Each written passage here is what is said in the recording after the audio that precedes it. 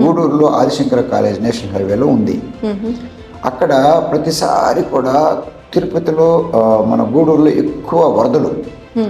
ఏమైందంటే railway track దగ్గర చక్కగా వెంట్స్ ఉన్నాయి, నీళ్ళు వెళ్ళిపోతాయి, పోలు పోలు పోలు మధ్యలో ఏమీ లేదు. కానీ నేషనల్ హైవే వచ్చేటప్పటికి చిన్న 2-3 సార్లు మాత్రం వెంట్స్ ఉన్నాయి. ఓకే. అంత వాటరు ఇది సైదాపురం నుంచి వెంకటగిరి నియోజకవర్గం నుంచి అలా కొట్టుకొచ్చేస్తాయి, వచ్చేసి హైవే దగ్గర ఆగిపోతుంది. అప్పుడు ప్రెషర్ ఉన్నప్పుడు వాటర్ ముందు ఎవరు కూడా తట్టుకోలేరు. ప్రతి సంవత్సరం కూడా రోడ్డు పోతుంది. సో నేను ఒకసారి 2015లో చాలా వరదలు వచ్చినప్పుడు వైఎస్ఆర్ పార్టీ ఉన్నప్పుడు నాకు తీసుకెళ్ళి చూపించారు.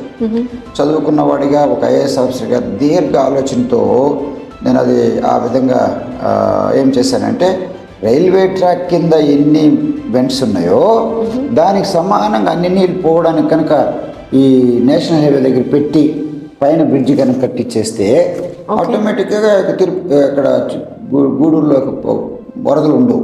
ఇలా వస్తే ఇక్కడ నుంచి వెళ్ళిపోతే కండలేరు లీక్, అక్కడి నుంచి క్రీక్ నుంచి సముద్రంలోకి వెళ్ళిపోతాయి. తర్వాత ముఖద్వారాలు ఖచ్చితంగా ఓపెన్ చేయిస్తా.